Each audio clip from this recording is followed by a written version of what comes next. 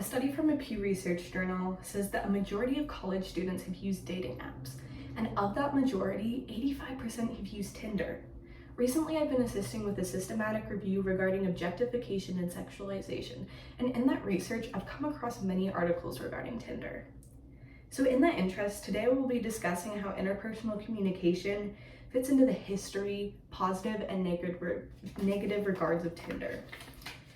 In the early 2010s, as smartphones made instantaneous communication possible, software engineers quickly acted to design apps that fit the needs and wants of populations.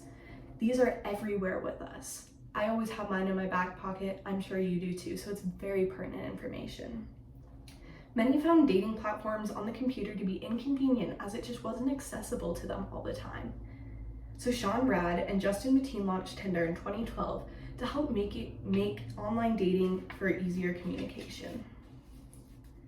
In Tinder, users share photos and text about themselves and can swipe left or right depending on if they see the match to be a fit. If both users swipe right, then it's considered a match and the users are able to message each other.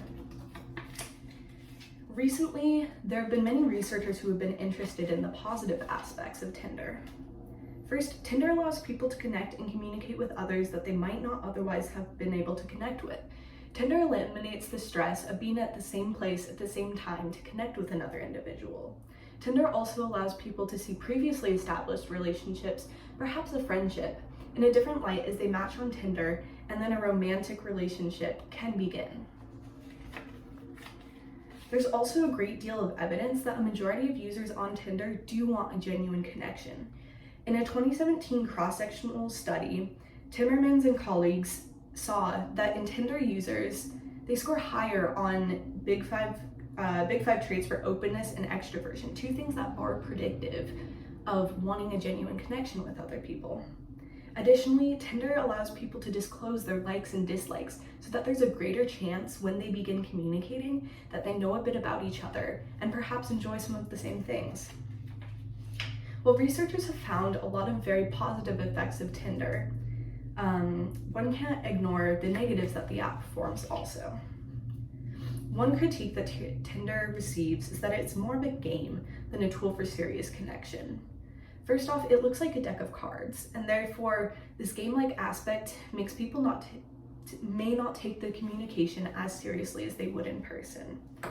Additionally, there are purchasable privileges on Tinder that make it seem like a video game on a phone of some sort. People critique that Tinder is more of a glorified hot or not entertainment than it is a tool for genuine connection and communication. Tinder is also critiqued that it's a mechanism to engage in casual sex. This isn't inherently bad, but what is difficult is when communication falters. In a 2017 cyberpsychology study, Shapiro and colleagues found that there is a correlation between increased Tinder use and increased non-consensual sex. When one lacks care for their partner, this is when lack of communication and boundaries are crossed, as Yuchin and colleagues found that this lack of communication increases mental health issues in Tinder users. Tinder is teeming with possibilities. Remember the previous stat I shared at the beginning? If you apply this statistic to our class of 30 people, that means that 12 people in this class are using Tinder, which is very pertinent to all of us. So consider the implications. An app created in 2012 was designed for connection. It was designed to help people meet each other, but it also can lead to poor communication, resulting in non-consensual sex and poor mental health. So reflect on your own communication through Tinder. How are you portraying yourself? Communicating your wants and needs and respecting that of others. So I challenge you, next time you're on Tinder, be intentional with your swiping and swipe right on intentional interpersonal communication skills.